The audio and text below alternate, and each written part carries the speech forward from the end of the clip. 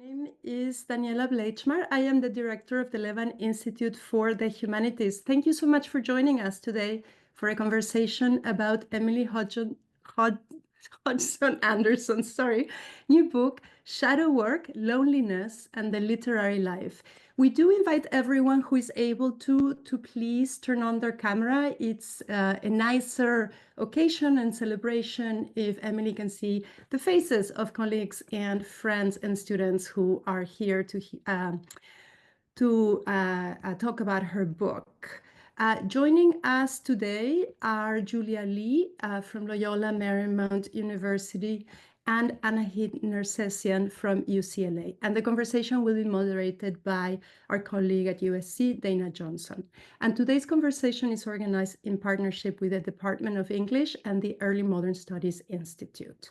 So our program today is quite simple. We will start with a very short introduction to the book by Emily, and then she will be in conversation with Julia and Anahid for roughly 30-35 minutes. And we will open the floor for questions from everyone present around 12:45. And at that time, we will invite those who have questions to raise their Zoom hand. We will not be taking questions by chat. So, Emily, many congratulations on this wonderful book, and please tell us about it. Thank you. Thank you. And I want to, again, say thank you so much to Daniela and the Levan and the Early Modern Studies Institute. These are amazing events, Daniela. You do so much for our colleagues in the humanities. And I'm just so thrilled and pleased to see all of you here. This is a book about books, but it's also a book about how books form relationships and provide companionship. And you are all representatives of that. I only wanted to make kind of 2 points as a lead up. Daniela instructed me to do something to kind of maybe open up the book and not only the conversation to people who are here who certainly may not have had a chance to look at it at all at this point.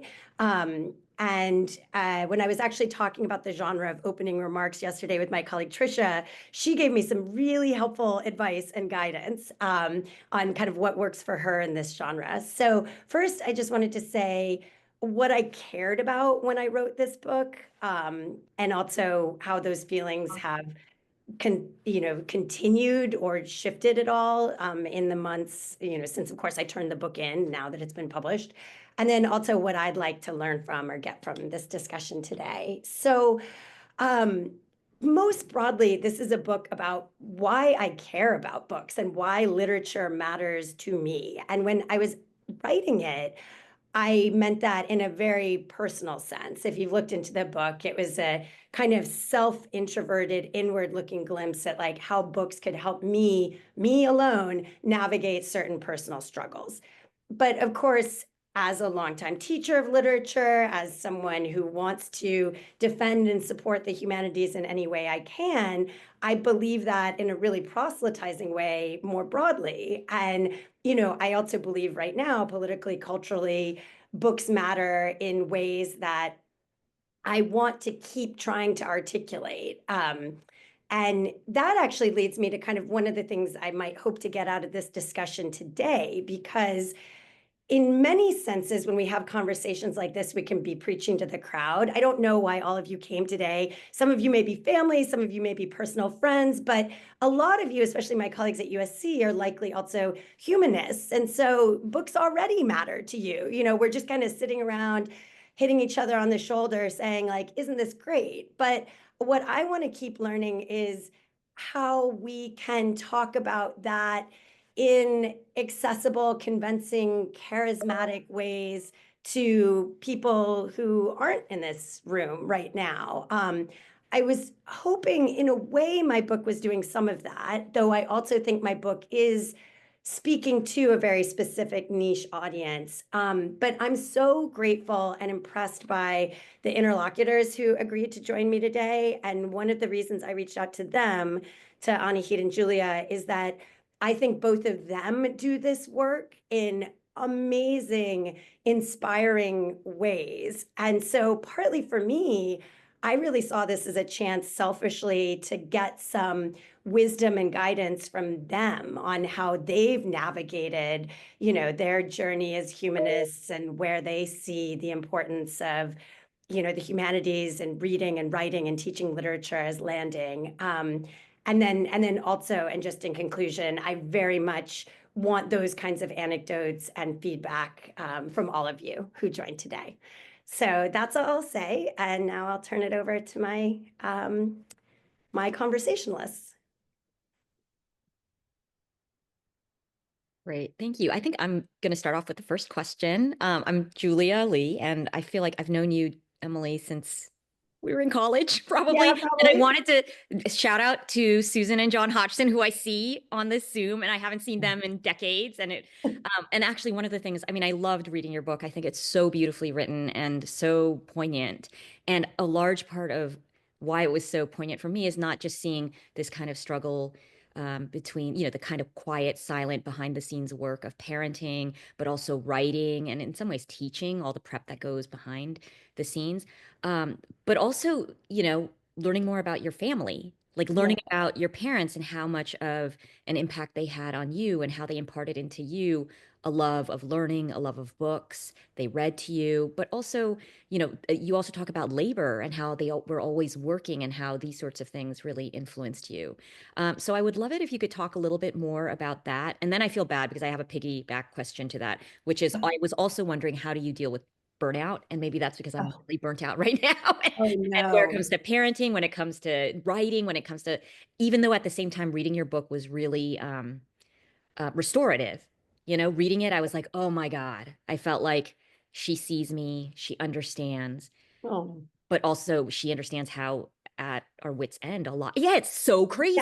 And this is the end yeah. of the school year and I want to die. So that was my second part of it. Yeah, I know. I was like, of course, this happened at the beginning of May. It's like April into May is just, coma place for my brain.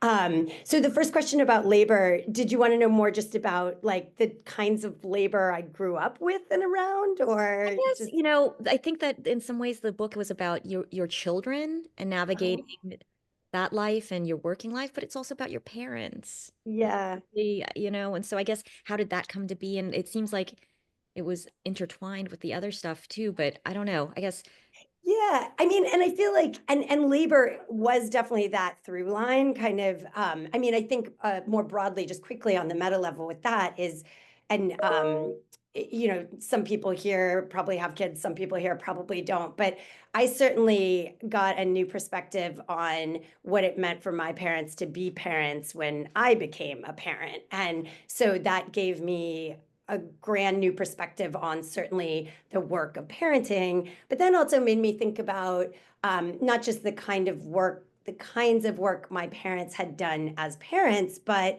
what it meant for them to juggle their careers with parenting. And, what you say now about burnout, like I can track the signs and symptoms of my own burnout and my own temper, intuitively because they're mine. But it did make me realize in retrospect that certain kind of quirks or idiosyncrasies or behaviors or patterns, that as a child I had witnessed from my parents, and, that maybe I had misinterpreted them or ascribed them to completely inappropriate motivations. Sometimes, as many oversensitive children do, I might have internalized it and said, I was the reason that, this like bubbled over, figuratively, literally. Sometimes I was, but also, there is all this for kids. There's just all this behind the scenes stuff that as grown-ups we're always dealing with that we don't put words to, usually quite appropriately, but can then make for perceptive kids, it can be kind of hard to track or interpret. So then in terms of burnout and surviving it, I don't know if I'm surviving it. I feel as if just strategy number one for me is identifying it, because I think the insidious nature of it is it creeps up on you, and sometimes I think I just am like a bitchy person. I'm like, oh, that's just me, and I have to almost go back and look at the calendar, and I'm like, if it's fall, I'm like, oh no, it's October. Or, if it's the spring semester, I'm like, oh, it's April. Like just in April, I feel this way because, so I think being able to just track that there are often these external factors that lead up to something insidious that we call burnout. And then, I mean, sometimes laughing at it, which I guess is part of what I'm trying to do in some of my essays. Sometimes just the act of describing it makes me feel, even if other people don't understand it, it makes me feel a little less lonely just because I'm like, well, there's this other description of it out there in the world. And so even if I've just created this imaginary friend for myself, like we're not alone in our struggle. And then events like this, I mean, even more preferably in person, where you can really just kind of sit down and talk. The final thing, it just this time of year, the events that have been picking me up are the really small, like a teaching award presentation or a Phi Beta Kappa ceremony for students. And they can feel like one more thing, but I go and I have a chance to, like a longtime colleague of mine teared up the other day, and told me he'd never won a teaching award before. And, but just seeing how much that meant to him, I'm like, the bigger sense of what we do is in those individual interactions. And it really does matter to people. And so then I can be like, okay, maybe I can get myself to commencement. No, I mean, I know I am going to commencement. So those are my thoughts. Thank you. Thank you. So I think I take over now. I'm going to start with an anecdote based on what you just said about burnout. And then I have a question, a very specific question about the book that I have been wanting to ask you since I read it. And the anecdote is, recently I was reminiscing with my parents about how my father, when I was about the age that my children are, the age that my older child is now, so about 9, my father was training to be a psychoanalyst, and he already had an MD in psychiatry. And he would see his first patient, his office was in the house that I grew up in. He would see his first patient at 7 a.m. His last patient would leave at 6:50 p.m. And he would come downstairs to the kitchen. My mother would have made him a slice of toast with smoked salmon on it, which he would pick up and eat during the 10-minute walk to the New York Psychoanalytic Institute to do 2 hours of training, and then come back and he would do it all over again 5 days a week. And so I was reminiscing about this to my parents, and my father looked over at my mother and he said, "What the hell was I thinking?" And it occurred to me that I and my friends who are my age and my peers are right now at the age or the stage in our careers about which we will later say when we're 75, what the hell was I thinking? Why was I taking all that on? Why was I stressing myself out? Why wasn't I spending more time with my kids? And I think especially, and I think, this comes through in the book. You don't see it explicitly, but as a fellow parent in Los Angeles, I think I really, felt this come through. Is the expectations on parenting now are in some ways so much greater than they were. The expectation that you will enroll your children in, 75 different extracurricular activities and go to all their games and get stuck on the fence and do, Yeah. right. And then also be present at work, right? So we're even more overloaded than our parents' generation was. But to shift gears, I wanted to ask this question about the writing of the book. And it is a question about something that happens very early on, I think on, the second page. You say something that in the morning, your children's father was there, and in the afternoon, he wasn't. Right. And that's pretty much all that is said. And you kind of gesture toward, of course, there's more story. Right. Here, but we don't get it in the book, and which I think is the right decision. But I kind of wanted to know how you, when you're writing about your family, your personal life, make these kinds of calls about what to reveal and what to hold back. I just got through reading a slew of divorce memoirs that came out last year, and the thing that I was tracking throughout them is what is revealed and what is held back, and what kinds of considerations go into those sorts of decisions. So that's the question that I have been dying to ask. Right. No, that's a great question. And I'm going to answer it. And then I'm also tempted, like, I want to hear what you think on that topic too. We might not have time, if we have time today, but because, I've got your Keats's odes right here. And, you speak to, it's a very different kind of framing and approach, but one of the things you say early on in that book is, the essays that follow these odes are this kind of part interpretation of the odes, part memoir. And you're like, sometimes the memoir, the autobiography will be obvious and sometimes it won't. And so I was really struck by that too, because there is a sense of like the way you're engaging with Keats in every case is very personal, but you'll have anecdotes of like, I had this infected thorn in my finger, and then other essays that seem to be just you as a thinker engaging. And so I was very kind of taken by that too. But, I think, and I did have readers early on who were saying like, this is a divorce memoir, like give me the snark. And so some of it, I like snark as much as the next person. I have a kind of secret obsession with grocery store tabloids. I can kind of hit my saturation point pretty quickly, but the human fascination for gossip is just that it's human. And so I completely understand where certainly, even from a marketing point of view, that impulse can come from, where that kind of genre or a version of that genre can come from.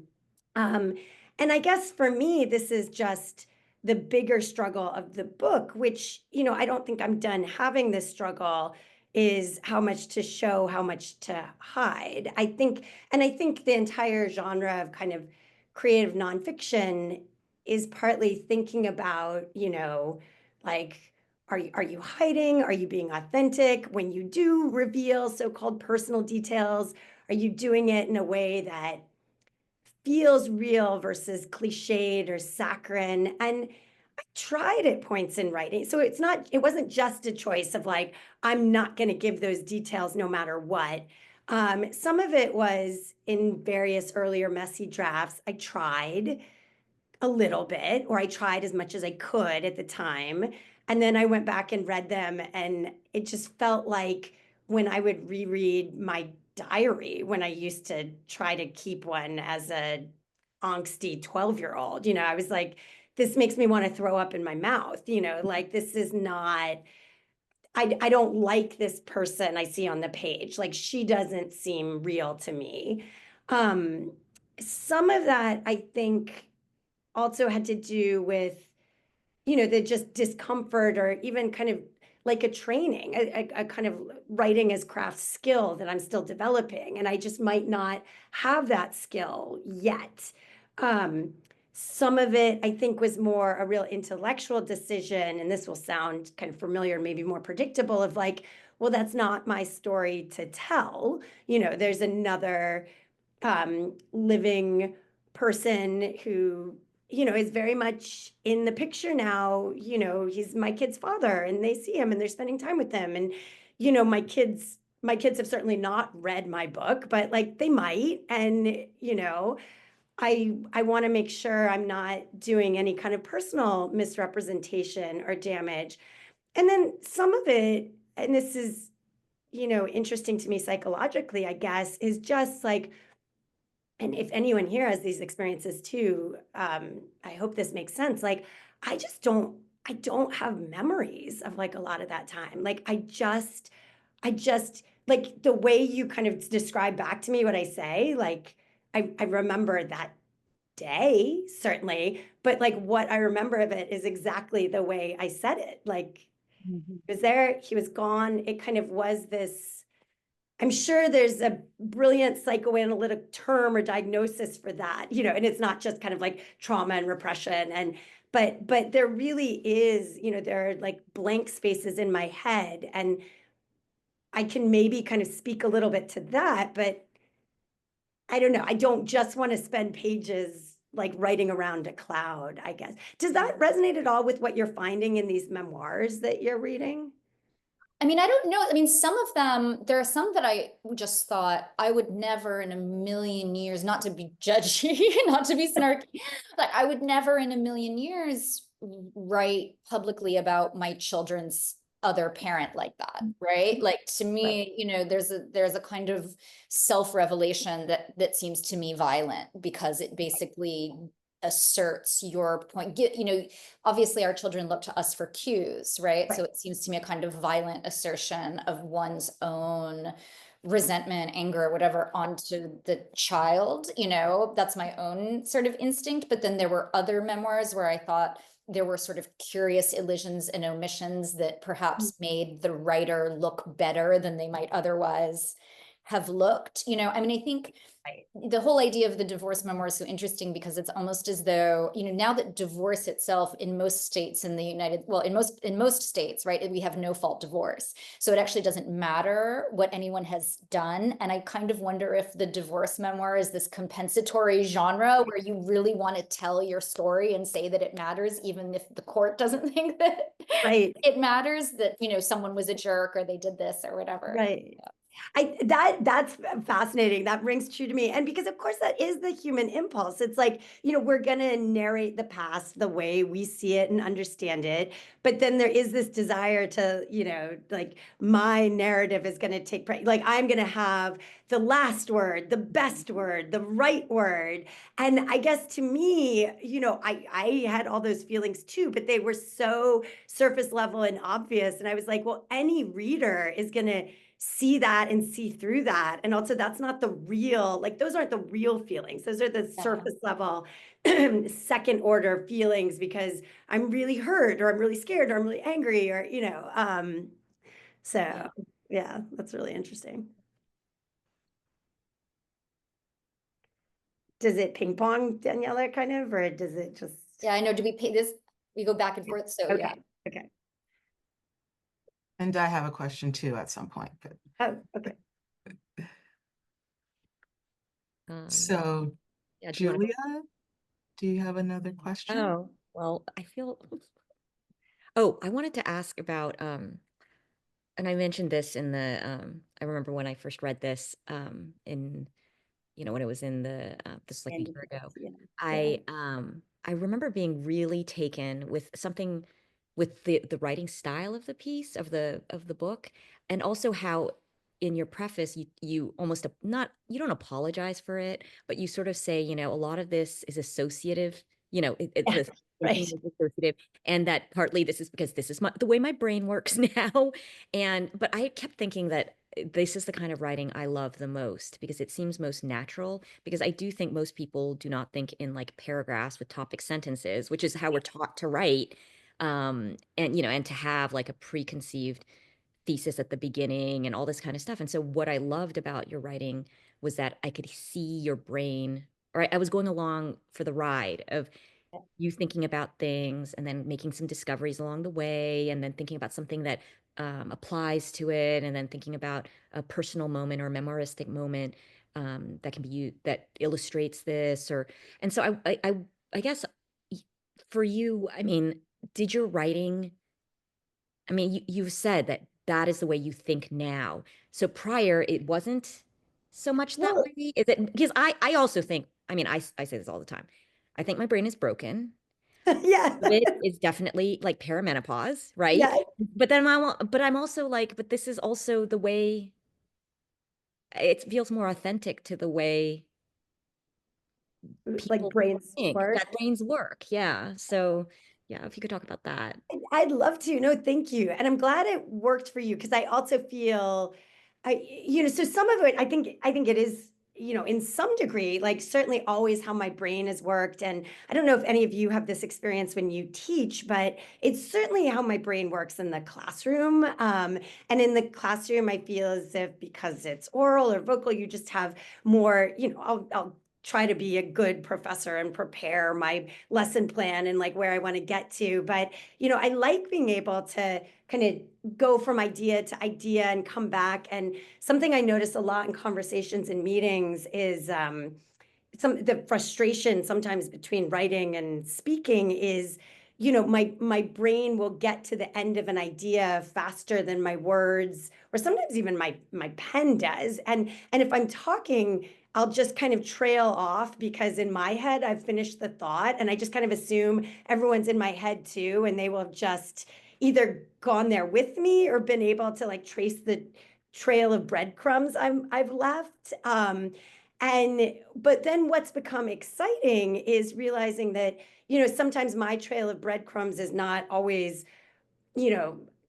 stupidly obvious to everyone. And so then they actually enjoy me taking them from breadcrumb to breadcrumb. Like when I was talking to my colleague Jenny Davidson a couple weeks ago about this book, and she's like, you go from Frankenstein to Waiting for Godot. And I was like, well, yeah, right. Of course, my brain goes from one to the other. But the fact that it does and other brains don't automatically isn't a bad sign or a sign that my brain is broken, but maybe it's what makes it so exciting to be colleagues and have these conversations, because our brains all work so differently. And for me, as a student, as a reader, as a listener in a public lecture, the thing that I love more than anything that keeps me from getting bored and starting to scroll on my phone is like seeing a really amazing brain at work. I mean, I think it's a version of what I'm thinking of in the Sherlock Holmes essay, when I'm like, that's what I imagine Watson do. He's just sitting there like, I mean, I remember years ago, Daniela, you had Lorraine Daston came out to give a kind of seminar style master talk online for the Early Modern Studies Institute. And she could have been talking about broccoli. And I'm like, I have never been so interested. She wasn't, but I was like, just the way I remember hearing Maggie Nelson in our department give her kind of job talk. And I was like, again, just, I could listen to you think in real time for hours. And I guess, then I was like, that's so fun. And it is invisible. It's like tucked inside our little heads. And so just, not even Momus's glass, like looking into the chest, but almost those images of like, if I could take the brain pan off and if you could see an animation, it seems like a cartoon I would watch all day long. And the final thing I'll say just about association, not only grand philosophical tradition, cue John Locke, but I do feel as if there's some connection I haven't thought through all the way yet appropriately between thinking associatively and inclusivity, I guess, where, Jenny's comment when she's like Beckett and Mary Shelley, but I try to do it throughout the book where I'm like, people, authors, books, ideas, they're actually more alike than they are different. They're just alike in surprising, unpredictable ways. And we have all these categories that I think have artificially created boxes, so it's why I love the Alexander Chee quotation when he was like, my agent kept asking me, did you write a gay novel or an Asian novel? And he's like, really? Does it have to be? He's like, can I just say I wrote a novel? Like, why are you doing this? And I mean, of course, I understand why the agent was asking those questions too, but I feel like, and I guess the psychoanalytic thing behind association that I've tried to learn to trust is there is a kind of unconscious wisdom for when our brain is like, this thing and this thing might be together. And we don't know why, but if we take the time to kind of look into it, that's when those lovely little tendrils and connections become more visible. And I guess that was then, so I didn't just try to give all my readers a messy first draft. The associative style can present maybe as a little bit of that. This is just what came into my brain, but oh my God, like so many edits, so many revisions to try to do that hard psychoanalytic work of like, why do these actually go together for the people who would then read it? Wow, that's beautifully put. No, and I was thinking that this is, because I think I'm sure every teacher right now is also dealing with, with the impact of AI and how that takes out the whole messy process of thinking through things and just giving you a neat package, but you haven't done that thinking. I've just been writing, I'm working on a book right now on the kind of literary history of ghostwriting. And my epilogue is the through line being the kind of invisible labor I think about here, and then ghostwriting as a literary practice but my epilogue is going to be on AI as a ghostwriter. And I've been working on that right now. And I've been reading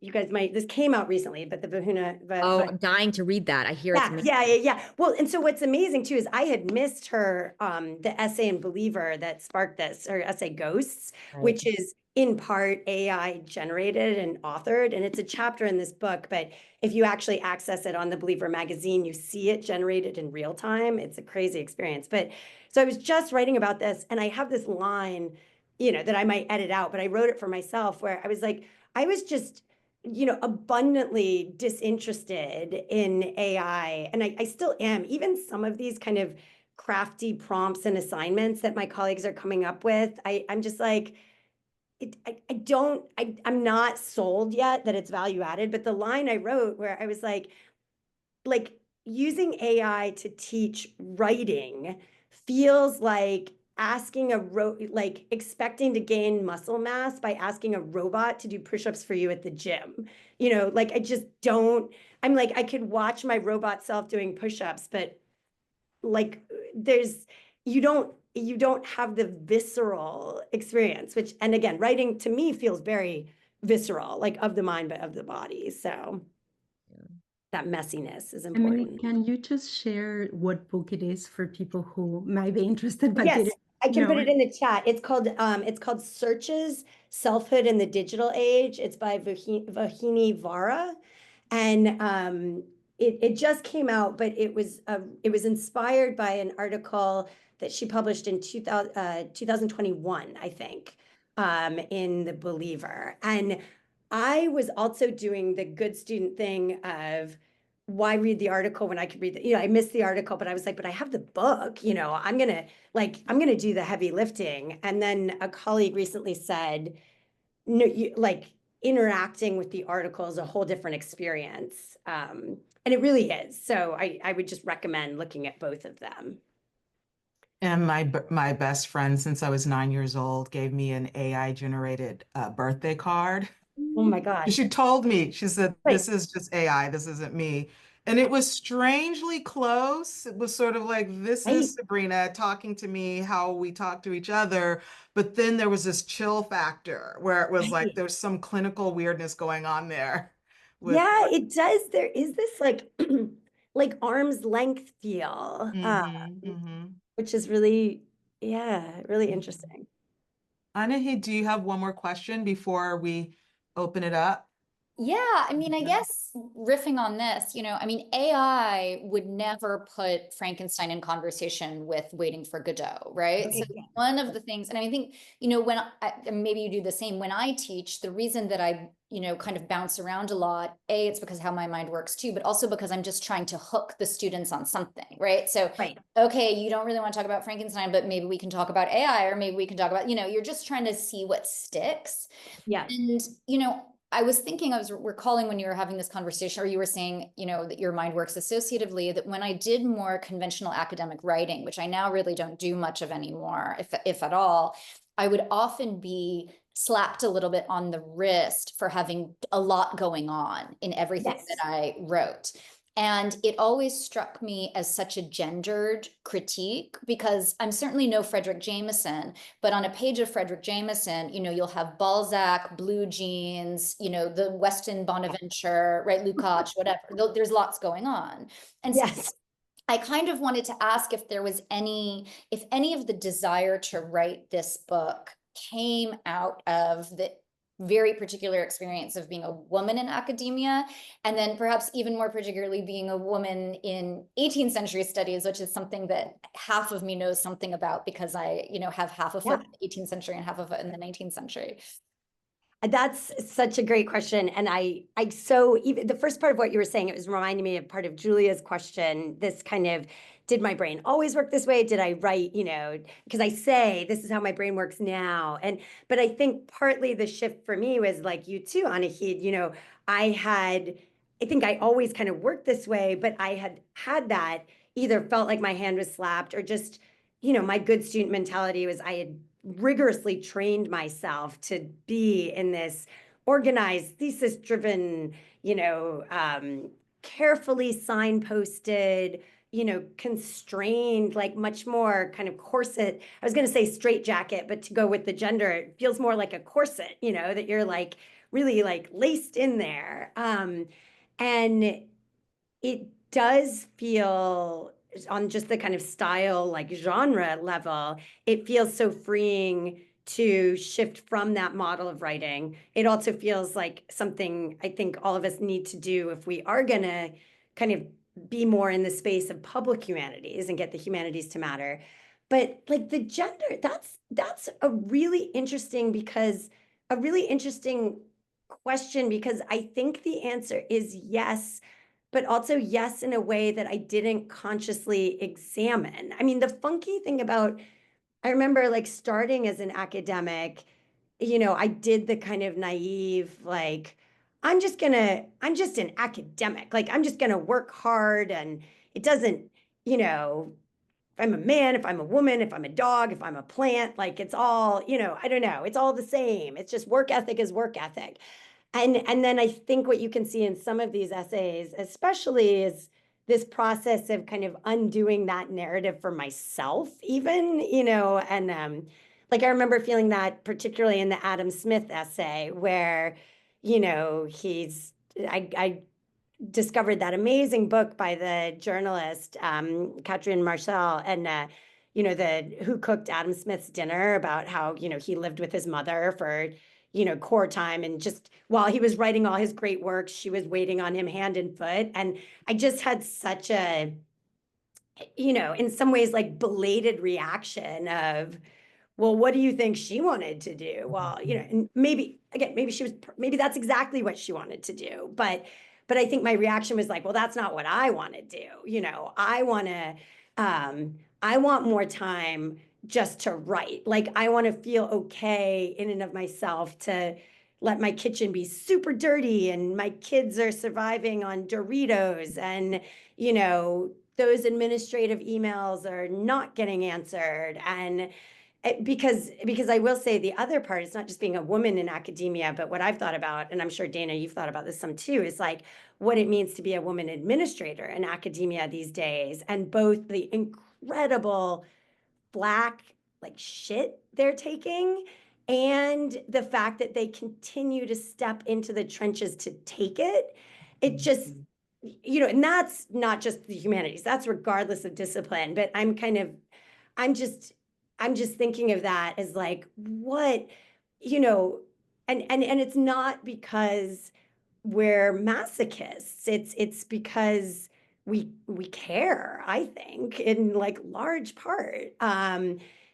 But yeah, I feel like maybe in some ways for me, even the act of writing this book was, a gift to myself, as something that I could do in spite of or while parenting, answering my colleagues' emails, teaching my students. Like, I needed to do it for myself to feel like I could be a whole person. And I felt that experience was harder for me, again, as a woman, as a single mom. And there are plenty of single dads out there, but I more often know single moms. And, just kind of finish that sentence, and, watching how women were being treated, again, in administration, in academia, as this was finishing up, I think kind of added fuel to that fire a little bit. We are at around the 1:45 mark. And this has been such an amazing conversation, and I want to open it up to folks who might have questions. But I wanted to ask one question before other people get to ask questions, Yes, which please is, do. first of all, this book is so, so beautiful. And I told Em the other day that I have it next to my bed. And so before I go to sleep, I'll read a little bit. And then I go off to sleepland thinking of all of these things that Emily's made me think about. But you also made me think about, there's an amazing chapter on Laura Ingalls Wilder. Right. And I felt so seen, because with my very first novel, I was going to use The Little House in the Big Woods as a template for my novel about assimilation and Blackness in America. That's amazing. Seemed to have nothing in common with those Right. books, but that was the template. Those were those books, because they meant so much to me, and they mean so much to so many other young women. My cousin's daughter, my great niece, I suppose, or great cousin, she's only in her 20s. And we were Right. talking about Laura Ingalls Wilder and how much she loved those books. Right. But I felt sort of like embarrassed about having, like, I had them in my office Yeah. as like kind of like, fodder for when I was thinking.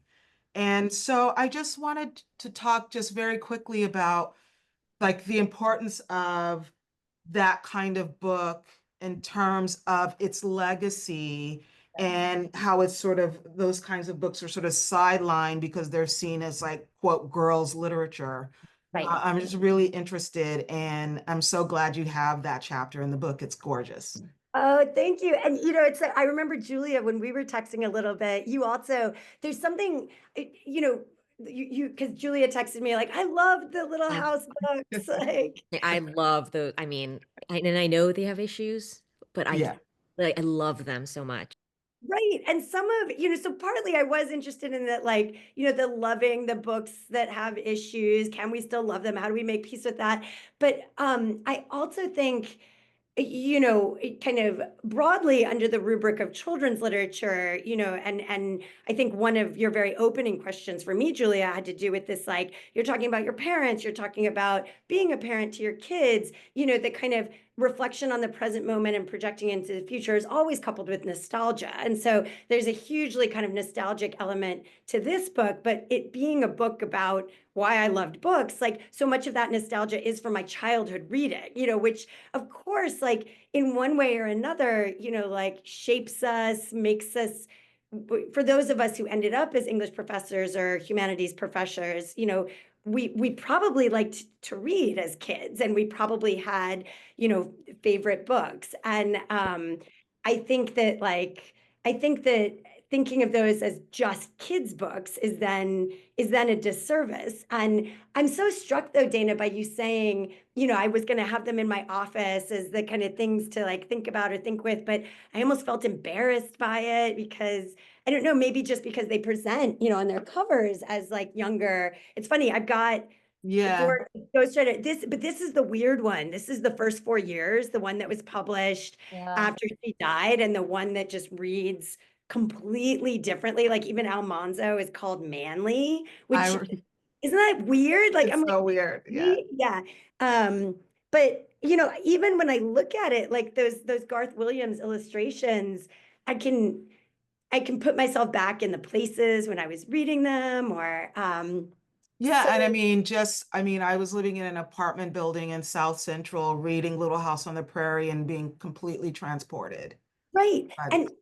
And to me, that gets at that, there's something associative in that too, where it's, described in that way, Dana, there seems such a disjunct or even possibly cognitive dissonance from where you were, who you were, and then what's happening in these books and what's being described in these books. And yet your strong, emotional, effective reaction shows that there's no difference at all, Right. or that you are in them. And I love that. I felt that too. And in that one essay, I try to think, I'm like, well, there's all these superficial ways in which I too am a pioneer girl, but like, not like that, but Right. yeah.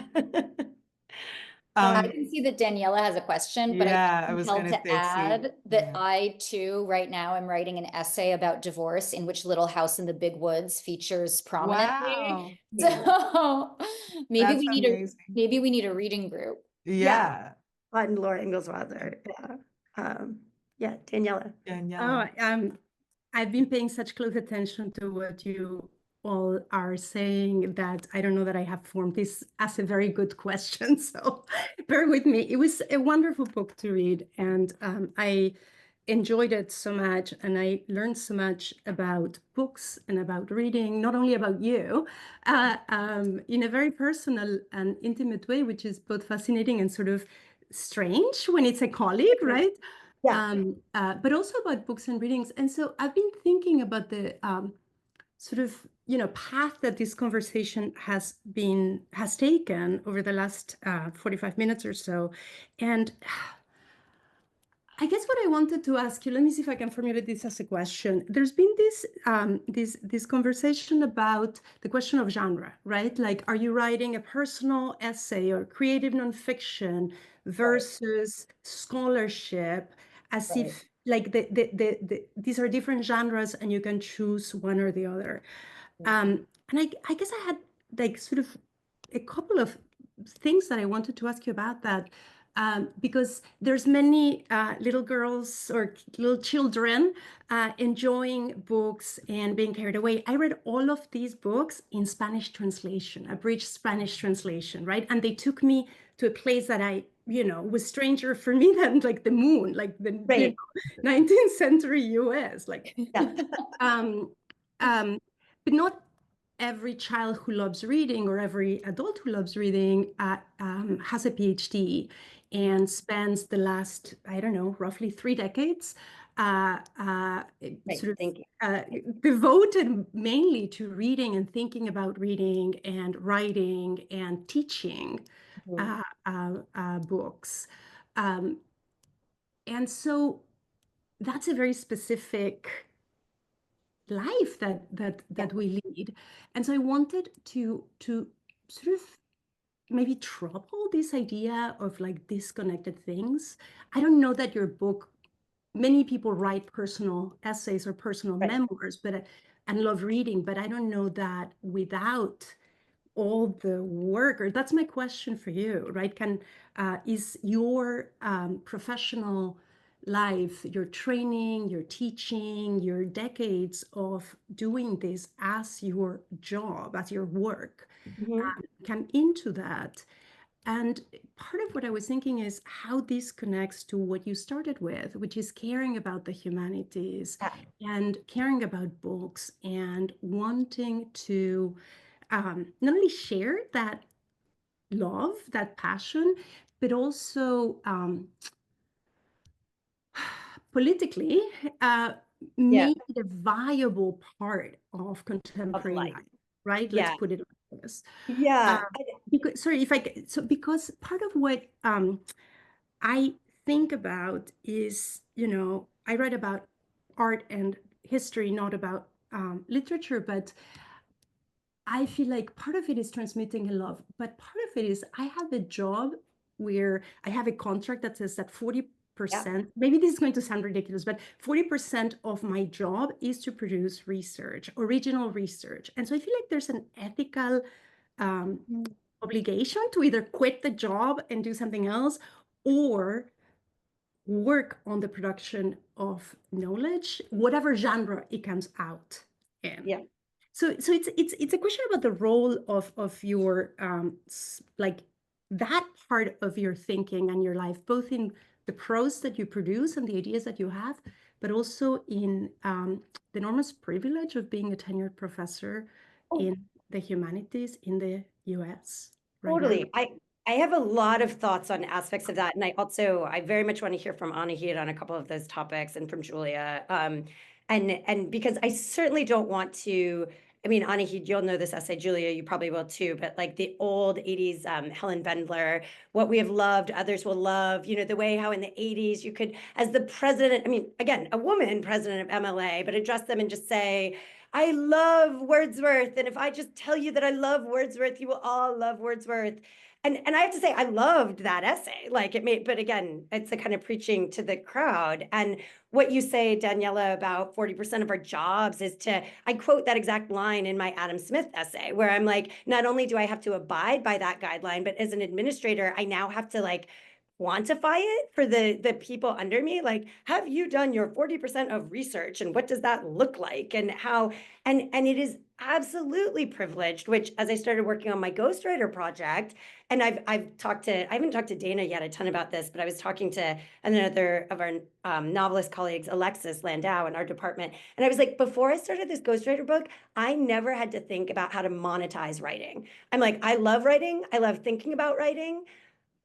I mean, getting tenure was really hard and we can go into the politics of that, but like, I now get paid to write and think and teach. And if my writing, like crashes and burns, like I still get paid. And And now talking to some of these professional ghostwriters and journalists, and it just, and I read these amazing anthologies that is specifically on this topic of writing for pay. And as a good 18th centuryist, like, I know the history of hack writing and writing for pay, but it's been, again, a kind of belated eye-opening for me.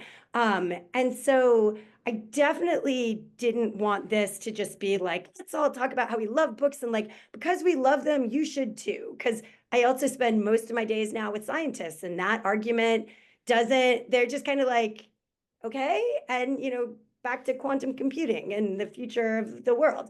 But I certainly, in my freshman seminar that I teach every fall, and it's really framed as just kind of like our favorite books. It's like non-credit, fun book club. But I tell them, I'm like, you guys are my living laboratory. You're from all different majors.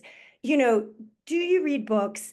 When do you read books? How does it matter to you? I mean, I feel as if we have to stay curious there. And, it's not just I'm taken away by Jane Austen because, I grew up with an English professor father, but I want to be just as curious by, my college teammate who lives in Manhattan Beach, who's like, let me tell you about romanticy, Emily. And like, the goth werewolf, like, meets the vampire. And I'm like, tell me more, like, why is this a moment for that? Why is that taking people in? But I guess, Anahid, the question I had for you is, you said in a kind of offhand way, I used to do a lot of like academic writing, and I don't do that anymore, if at all. I do. So I just wanted to think about, like, how would you characterize the writing you're doing right now, and why did you make that turn? I mean, I'll give you a glib answer, which has a lot of truth behind it, is the kind of the kind of writing I do now, I get paid for, right? Yeah. Like that's the difference. I mean, I think what's remarkable about academia, conventional scholarship, is we're paid this sort of flat rate salary, which you and Danielle are describing, right? But we're not paid. I could write 10 articles in a year, or I could write 1 article in a year for Critical Inquiry or European Romantic Review or whatever, and I would make the same amount of money if I got a salary raise. It'll be something like 3% that everyone is getting who decided to go through a merit review that year. But if I write 10 articles for the New York Review of Books, I pay my mortgage every month, right? And I have to say that's nice. That's quite nice. And Yeah. you become, I mean, in some sense, you become sort of addicted to it, So, I mean, the easiest answer is like the money I did it twice. The writing I do now, I do for money, right? To make it slightly more sophisticated and less craven, I think that at a certain point, I stumbled into public writing and being a more public facing critic.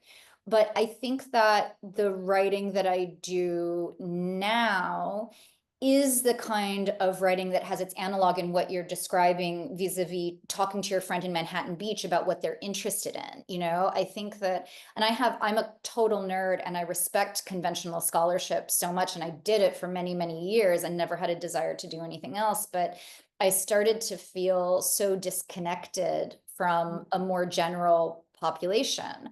Mhm. And I felt we've all had this experience of going to ASICS, for example, and thinking, like, who cares, right? Yeah. And I don't mean to, slag off on, again, more conventional forms of scholarship, but like sometimes you think, but who cares, right? And I think that the ability to engage with, again, a broader reading public has prevented me from having burnout, has really invigorated me. I mean, I think something that I told my students the anecdote that you have in the book, which I think is incredible, about saying, I read this article that says the average American reads 12 books a year, and isn't that so depressing? And your student said that number is way too high, right? The thing that I find myself telling my students, especially if they come to me and say they want to go to graduate school, I say, just so you know, very little of my job involves talking about literature.